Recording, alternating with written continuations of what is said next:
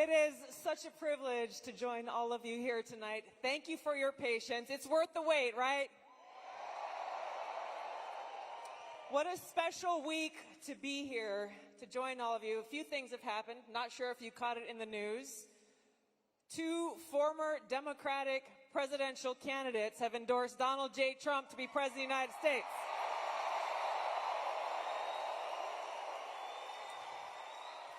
You might have heard of a guy named Bobby Kennedy Jr. And I was really proud to stand with President Trump just this past Monday to announce my endorsement and support for him in front of thousands of my National Guard soldiers and airmen, fellow soldiers and airmen.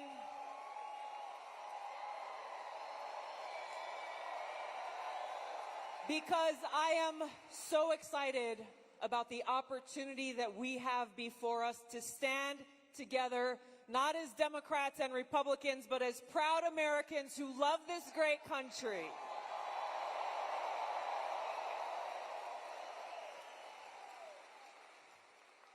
There's a lot of work to be done.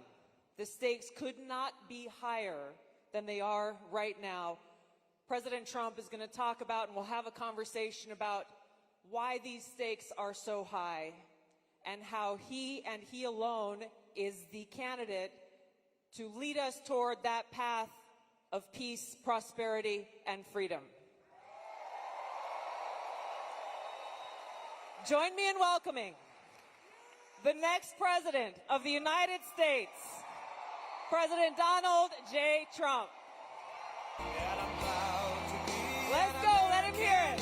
Where at least I know I'm free, and I won't forget the men who died, who gave that right to me, and I gladly stand up next to you and defend her still today, 'cause there ain't no doubt I love this land. God bless the USA.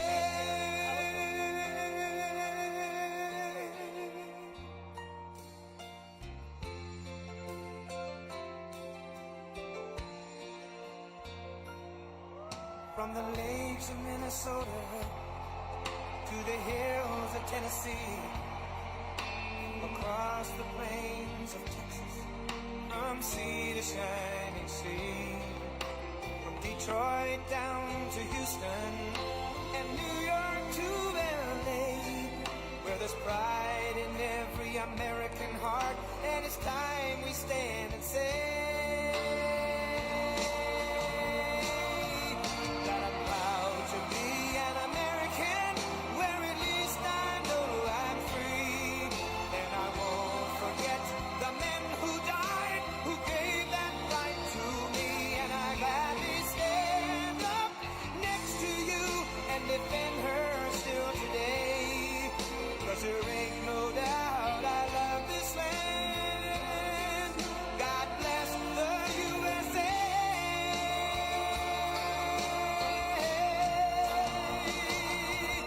And I'm proud to be an American, where at least I know I'm free, and I won't forget the men who died, who gave that right to me, and I gladly stand up next to you and defend her still today, 'cause there ain't no doubt I love this land. God bless the USA.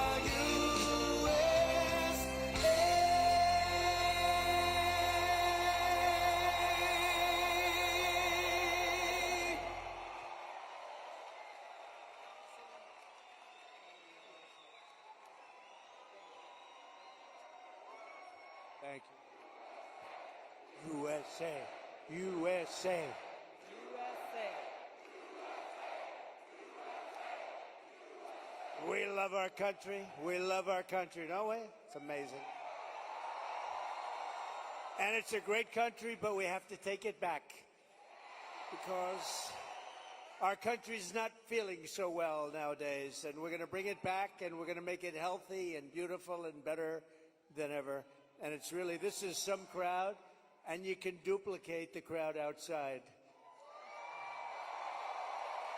So if anybody would like to give up your seat, that would be okay. No, no. Let's have a good time. Thank you very much, everybody.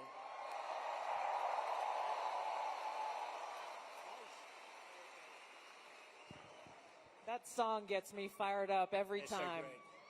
great. Lee Greenwood is so great. Great guy, too.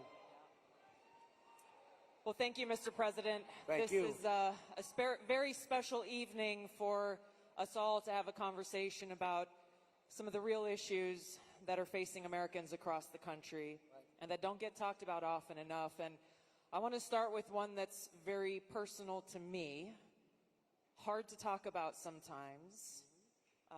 This is only the second time I've spoken about it publicly, but my husband and I were married almost 10 years ago. We wanted to start a family. We were very excited about it. Unfortunately, it was very difficult. We were not successful in trying to get pregnant. For us, IVF seemed to be the only option and the last resort. As you know, it's a pretty difficult process. It's very, very expensive. I was in Congress at the time, traveling. I would carry the medicine that I had to administer shots to myself sometimes in an airport bathroom. And ultimately, the most difficult part was every time going to the doctor for another transfer and hoping that it would result in a positive pregnancy test, and then being heartbroken over and over every time that test came back negative. Now, I know some of your opponents, your political opponents, are saying that you want to ban IVF. While it didn't work for us, it's worked for a lot of families. And I just know that there are women and couples in this crowd, or those who are watching here tonight, who may be going through this same struggle and are concerned about being able to have this option, either because they might not be able to afford it, or they're concerned that it just may not be available. And I'd love for you to talk to them about how they should feel. Well, thank you very much, Tulsi. And I didn't know about your situation. And it's tough stuff, right? Tough. Life is pretty tough. It can be beautiful, but it can be difficult. We are doing something with IVF, because IVF, as you know from friends and people you know, it's really worked out very well for a lot of people. It gave them a child when they would not have had a child. And I told my people I wanted to look at this a couple of weeks ago. And as you know, we have no taxes on a thing called tips. You know that? And I said, tell me, we did three things. We did that, and we did no tax for seniors on Social Security benefits. We want to have that. And I've been seeing a lot of IVF, and I kept hearing that I'm against it, and I'm actually very much for it. In fact, in Alabama, where the judge ruled against it, and I countered the judge and came out with a very strong statement for it. And the Alabama... You were very quick in your response to that. I was, but they were too. They were amazing. The legislature approved virtually my statement. I mean, full IVF, and it has really gone. It's terrific.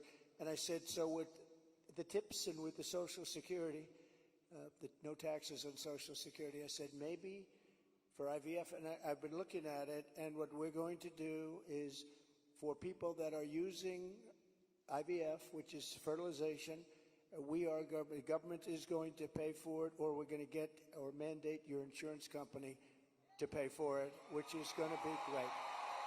We're going to do that.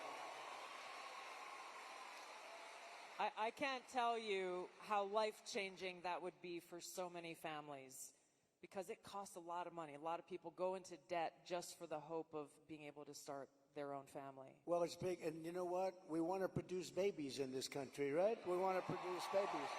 So I think it's going to be something we sort of announced it a little bit. We were in a great place, Michigan. We all love Michigan, right? We're going to bring back the car industry, and we're going to get a lot of it back to Michigan. They've been taking our cars away. They've been taking our manufacturing away over years, over decades. And if you look at it today, it's a shell of what it was years ago, but we're going to bring it back. Mexico is right now building massive car factories, actually being financed and built by China, and they think they're going to sell their cars back into our country. It's not going to happen. That's not going to happen. Oh, listen to that. That is not going to happen. But so many things have gone wrong in the car industry. The union leadership has been horrible. I think I'm going to win by 85%, the union, but because we're bringing it back. And we're going to have electric cars, but we're going to have gasoline-powered cars, and we're going to have hybrids. We're going to have every kind of car. We're not going with just that. But I just felt that it would be a good place to announce it, and we did sort of the announcement there a little bit, and now we do the big announcement tonight in front of all of these television stations, all of the fake news, the fake, they're all over the place. They're all over the place. I don't know what's going on. We don't even know, I was saying, because we're doing this, and I finished, and I figured I was going to come here, and we were going to make a speech. I had a speech all set for you. I was ready. They said, sir, you're actually doing a town hall. I said, oh, nobody told me that. I said, who's doing it? They said, Tulsi. I said, well, that's at least good news. I've been a fan of hers for a long time, I have to tell you. So I didn't even know. I'm in the plane, and I'm looking over some material, and we're going to give you a hell of a speech tonight. We were set to give you one hell of a speech. They said, no, sir, it's a town hall. I said, why doesn't somebody tell me this stuff? And I don't even have any idea who we're doing it for. I don't know. Is it for a network or what? I see a lot of television all over the place, so maybe it's on all of them. But I did get to see the strangest thing today. I looked at the news conference of Kamala. I call her Comrade Kamala.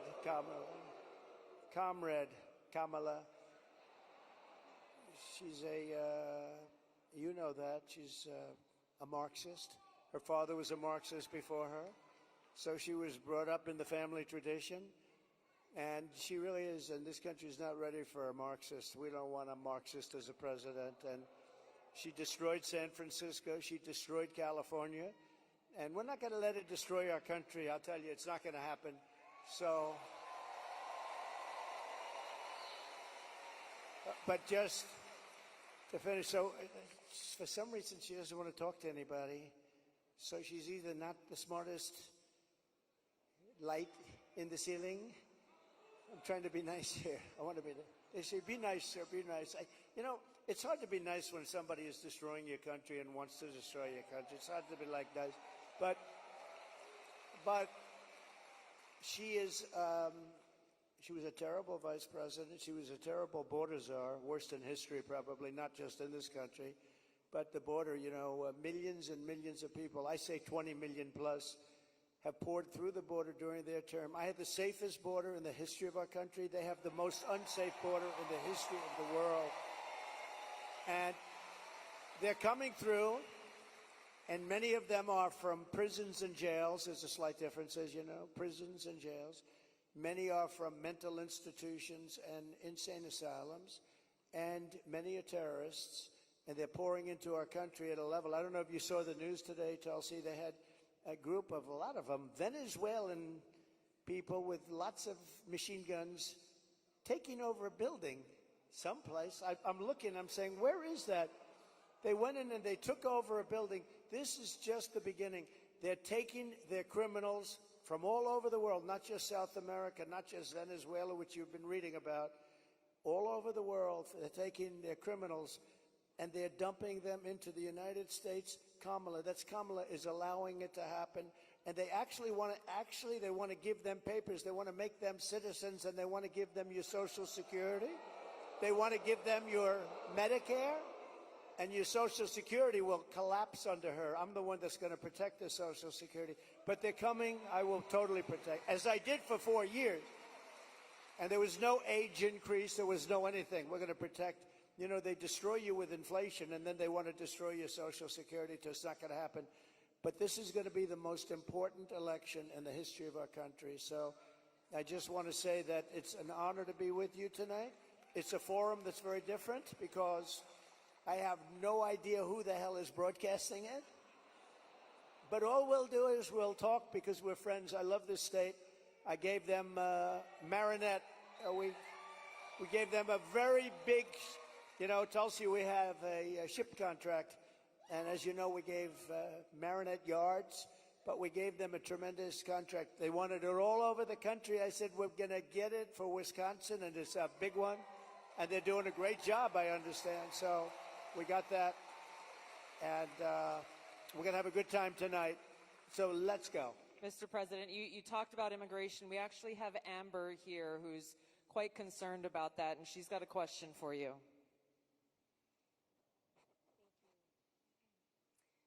Mr. President, hello. My name is Amber, and I'm from Cameron, Wisconsin. I have 3 beautiful children, and I'm torn on who to support. My youngest daughter is here tonight. My oldest son is 18, and he just started trade school this week. Very proud of him. My concern is that illegal immigration is threatening opportunities for my children. I worry that it's taking away jobs from Americans. I'm wondering, what will you do about that? All right, well, it's great. I think I'll stand up and... Do you mind if I turn around? Thank you, Amber, very much. And you're right. I'll tell you, we have the people that I'm talking about. They're pouring in at levels never seen before. They're coming in by millions and millions, and a lot of them are taking the jobs for the black population, the Hispanic population, and unions are going to be very badly affected because, and I was talking to some of the union heads who I actually do get along with, but they're very concerned about it because the jobs that are, the people that are coming in are just taken, and it's going to start with the black population. African Americans are losing their jobs, and I don't know if you heard the latest statistic that of the jobs that these people created, which is very little, every single job was taken, about 107% was taken by illegal immigrants. There's been no job creation from them. The jobs were filled by illegal immigrants. With all of that being said, I want to give you a very positive answer. We're going to win this election. We're going to turn this country around. We're going to become an unbelievable growth country. And your boy is going to have the greatest job. And you want to have a lot of choice with jobs. You know, you want them to go up and they get up and they, it's hard to believe I have that the way I get treated. But I look forward to every day because we're going to make America great again. So I really do. I look forward to it. That's right. But we're going to create a lot of jobs. We're going to create. Does he want to stay here? Or does he want to go to a different state or anything? Yeah, someplace in the Midwest. But this is a good place to stay, right? Wisconsin. So we'll be creating tremendous jobs for our country, and we're also turning away. You know, we're going to be closing the border, really closing it. By the way, did you see? So Kamala was for defunding the police. She was for open borders. She was for everything that you're not against. I could go through 14 different. She's changed on every single one of them. In fact, I think we should see the man in the red hat and the beautiful woman in the red hat says, "Make America Great Again." Perhaps we should give Kamala a "Make America Great Again" hat, right?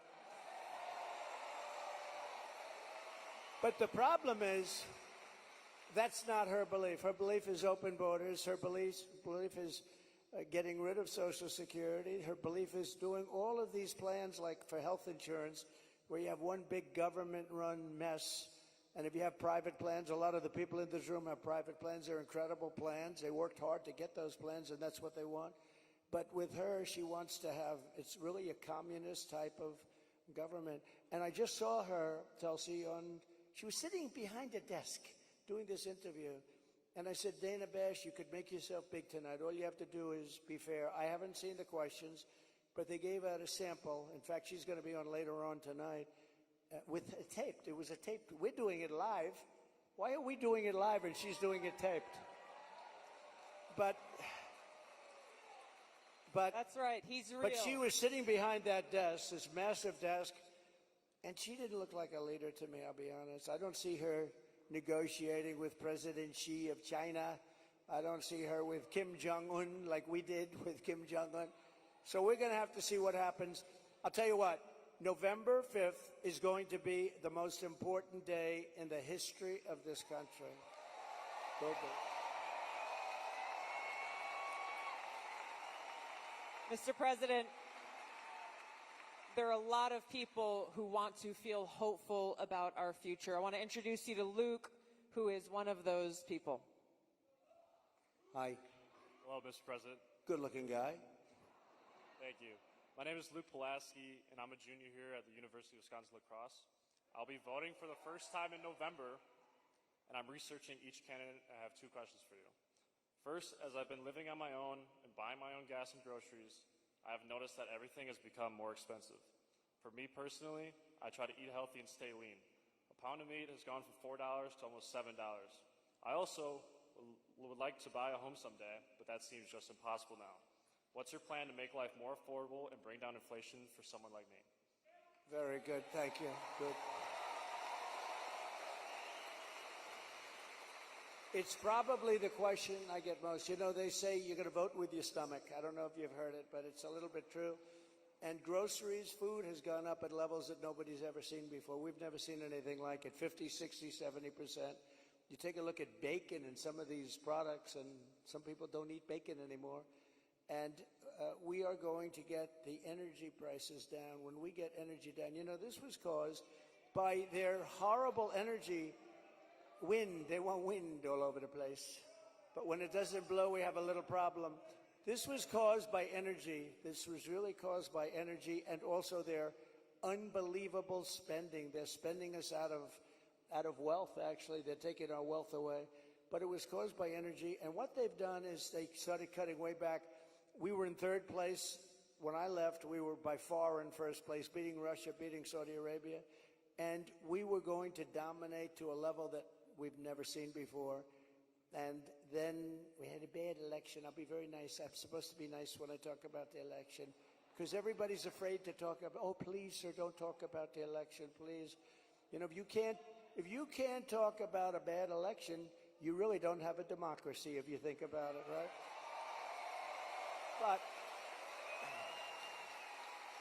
But what they did, Tulsi, is they took back the oil production. The oil started going crazy. That started the inflation. Then they went back. They said, go back to where Trump was.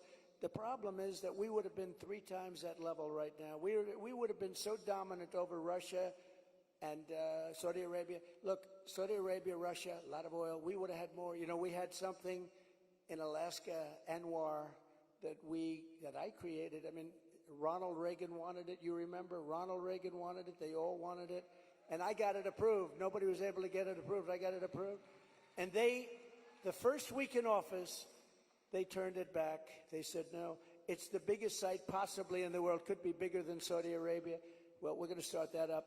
We're going to become the energy capital of the world. We're going to pay down our debt, and we're going to reduce your taxes still further. And your groceries are going to come tumbling down, and your interest rates are going to be tumbling down. And then you're going to go out, you're going to buy a beautiful house, okay? You're going to buy a beautiful house. That's called the American dream. The American dream. Thank you. Mr. President, I want to ask you a question about national security, but first I think it's important to point out what Luke is talking about: the cost of groceries, the cost of gas, the cost of housing, mortgages, rent. Everything has gone up. Kamala Harris's plan that she has announced is government price controls. And I think it's important to touch on, you just laid out your plan. What's going to happen if Kamala Harris institutes price controls? So that's a communist plan. It's never worked. And it's been tried by others. Believe it or not, Richard Nixon tried it. A lot of people tried it. It's been tried many times, and it always leads to the same failure. Tremendous inflation, lack of product. You don't have anything. The stores are not stocked. It has never worked. It's called control. They want control. And, you know, look, it's been so often. And everybody that comes in, they say it. It sort of sounds great. We're going to go price control. Actually, when she announced it, she got absolutely slaughtered by even Democrats because it doesn't work. It's a known loser. So now she doesn't talk about it. Do you notice she doesn't talk about climate change anymore? She's not talking about it. You know why? Because people don't want to hear it. They want to live a good life. They want to live a life. They don't want to stop your industry with climate change. They used to call it different things. Global warming, remember? That wasn't working because it was getting a little bit cooler. So they said, what are we going to do? We'll call it global cooling? No. So they came up with the words climate change because that takes care of everything. Climate change. The climate's changing, but according to them, we're all going to be gone in about, what do we have, 3 years left? They had 12 years, remember? So in about 3 years, let me tell you, we do have a problem, though. It's climate change, but a different kind of climate change. It's called nuclear global warming. We can say that's global warming. And if we don't have a smart president, you know, you have 5 nations now with pretty massive nuclear power. Some have very massive, including us and Russia. China's behind, way behind, but within 4 or 5 years they'll catch up. And we don't want them to catch up. Look, the biggest problem, in my opinion, the biggest problem our country has, the biggest problem the world has, is nuclear weapons. They are a destructive force, the likes of which nobody has ever seen before. And we have to make sure they're never used. We have to make sure it's not going to happen. You're exactly right. You brought up Ronald Reagan already. Ronald Reagan famously said, a nuclear war can never be won and should never be fought. And I think it's interesting you talked about climate change, Mr. President. The Democrats and Kamala Harris, they were quick to talk about how climate change is an existential threat. But what they're not talking about is the existential threat of nuclear war and World War III, which is exactly where we sit today because of the warmongers and their puppets, Joe Biden and Kamala Harris. And they don't want to talk about it because the consequence of where they have taken all of us as the American people and the world is economic hardship around the world, a destruction of our economic well-being, and an annihilation of humanity, our families, our kids, our communities around the world. There was a recent poll that YouGov did that pointed out over 60% of Americans feel that World War III and nuclear war is going to happen within 5 to 10 years. And when I heard that, I felt so sad because they're at a point where they feel like this outcome, the annihilation of the world, is inevitable. So I wanted to ask you about this because it's important that people understand what kind of leadership you bring, what you will do to stop this slide towards nuclear war and World War III so that we can feel hopeful again. Well, thank you. So Viktor Orban, a very strong leader from Hungary, Prime Minister of Hungary, they asked him recently about what's the problem in the world. A few years ago, during my term, we didn't have Israel being attacked. We didn't have Russia attacking Ukraine. And they asked him, why is it so bad now? The Middle East is on fire. So many places are on fire, and there are plenty places that could very well and very quickly catch on. What's the problem? He said, you have to bring Trump back as president of the United States. You will have no problem. He single-handedly kept things, and it's true. And I could do it with telephone calls by being smart. But literally, he said, you have to bring Trump back. Now, he used a term I wouldn't use. He said everybody was afraid of Trump. You know who was afraid of Trump? They said China was afraid of Trump. Russia was afraid of Trump. They were all, and I don't want to say that. I will say this. They respected me and they respected our nation. They don't respect our nation anymore. They don't respect our nation anymore. Think of it. What would the world be like if Russia didn't do what they did, and they would have never done it? I used to speak to Putin about it. I had a very good relationship. No chance. You know what happened, I think, Afghanistan, when he saw the horrible leadership that we displayed in Afghanistan, I think he said, wow, this is a time to go in, because I wasn't there. He would have never done it if I was president, and Israel would have never been attacked. Think of it. What would this world be like? You wouldn't have had that disaster. And it wasn't leaving Afghanistan. And they should have kept Bagram. That's a big air base. It's 1 hour away from where China makes its nuclear weapons. They didn't keep it. You know who occupies it now, Tulsi? China occupies it. So we have, if you have the right president, and we don't right now, do we even have a president? He just came in. Think of it. He just came in from wherever the hell he went. You know, there was a coup. He just doesn't know it yet. but there was a coup. How about that? He got 14. I'm not a fan of his. He was the worst president. But, You're not? but think of this. He got 14 million votes. She was the first one to leave, you know. Kamala was the first one to quit. She never made it to the first state in the primaries, which was Iowa. Never even came close. Other people did, but she never even came close. And all of a sudden, she was picked, and she's now running for president. And look, it just started, really. It just really started. The polls have us up here. We're up in this. We're up in states, but it's close. It's close. It's close, and you know they cheat like hell, so we don't want to have it too close. But we have because we have to win this. We're not going to have a country. But with him, I was so far up. We had a thing called. How did he do in the debate? Did you think he did well? Not too good. No, they wanted to have a debate. I said, okay, it's a little bit early, isn't it? I was trying to talk them out. I said, well, it's a little early for a debate, right? And they said, well, I think we'd like to do it. And that was not a good debate for them. That was not a good debate. So that was the beginning of the end for him. And they started looking. But they picked a woman that had absolutely no votes. She got no votes. And now she's running. So when you say threat to democracy, they are a threat to democracy. I'm not a threat to democracy. I'm not a threat. Thank you. Mr. President, crime and the rise of crime is on the minds of a lot of people. I want to call on Danielle here, who has a question for you. Hi, Danielle.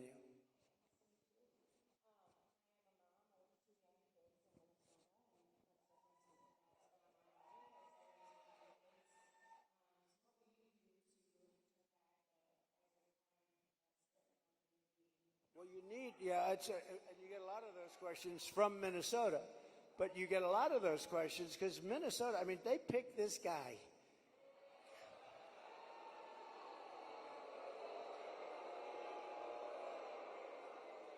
He is weird. Right? He's weird. I'm not weird. He's weird.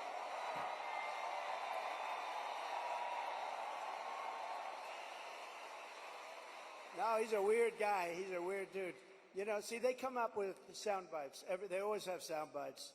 And one of the things is that J.D. and I are weird. That guy is so straight. J.D. is he's doing a great job, smart, top student, great guy. And he's not weird, and I'm not weird. I mean, we're a lot of things we're not weird, I will tell you. But that guy is weird, don't you think? You know, he signed for, and this is, who would think that this is even happening in our country with men playing in women's sports and all of this? But he has it at a level that nobody can believe. A bill that every boy's bathroom will have tampons. Okay. Hence his name, Tampon Tim. But think of it. Think of it. And you know, on the question of abortion, he is the one. Abortion in the 9th month. And if the baby in Minnesota, and I'd love to win Minnesota because those people aren't digging this guy. They're not digging this guy. But think of this. 6 states, Minnesota's one of them. If the baby is born, you're allowed to execute the baby think of that, after birth in Minnesota, you're allowed to execute. And you remember the former governor, not the current governor, who's terrific, Len Youngkin. We're going to win maybe with Virginia. We could do that. But the former governor, and he said, you sit the mother down and the father down. You sit them down and you talk. And the baby is born and you make a decision what to do. He meant, do you execute the baby after birth? And according to what they have passed and legislation, in Minnesota, they're allowed to execute the baby after birth. And this guy is a participant. And that's why she picked him, because she is, in fact, a Marxist/communist. Remember, I'd say all the time, our country will never be socialist, right? We will not have a socialist. Well, I was right. We skipped socialism. We went to communism. This woman has to be stopped. Mr. President, we have time for one final question. I don't know if we can get a mic to Bernardo. He's got an important question, given very soon we will be honoring the anniversary of September 11th and all of the lives that were lost on that tragic day and that tragic attack where we were attacked by radical Islamist terrorists. And Bernardo wanted to share his thoughts and had a question for you on this. Thank you. Mr. President, my name is Bernardo. I'm a voter here in Wisconsin, live in the wonderful La Crosse County here, and I'm also a father of 8.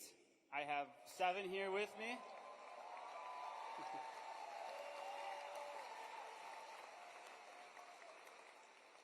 And it's the anniversary of 9/11 is coming up. I'm concerned that we're more vulnerable now than ever. And we have a Democrat nominee who doesn't even want to say the words, says we shouldn't say the words, radical Islamic terror. How are we going to protect America from a terrorist attack? First of all, it's a great question. And, you know, we have radical Islamists pouring into our country along with everybody else right now. They're coming in at levels that nobody's ever seen before. We kept them out. We had 1 year where Border Patrol put down, it was, I believe, 2019, where they, and I don't believe this, I don't believe it's right, but I'll take it. They said 0 came in 20, that was my term, 0. Now we have thousands. I'd like to say that was true. It's probably not, because I can't imagine that. But we were very tough on that. Now they have thousands and thousands coming in, along with the prisoners and along with the crime. And remember, a lot of these countries like Venezuela, their crime is way down because they've moved their criminals into our country. It's not even believable. But your question on Islamists and all of the jihad and all of the things that they talk about, they have to respect your country. They have to respect your leader. You know, I had no radical Islam crime for 4 years, and I didn't want to talk about it. I talked about it after, but I didn't want to talk about it during. I don't want to say like, I had absolutely, and the next day you get hit. But we had none, 4 years of it, because they respected your president, they respected your country, and we have to bring back that level of respect, and we're going to do it, we're going to do it. And we're not letting the wrong people into our country. Okay, thank you very much. Great question. Thank you, Mr. President. I know you have run out of time here, but thank you for having this conversation with the people of Wisconsin and people across the country who are watching and concerned about these very same issues. Thank you, Mr. President. Thank you everyone, much. for being here. Thank you, everybody. Vote. Vote. Thank you, everybody, very much.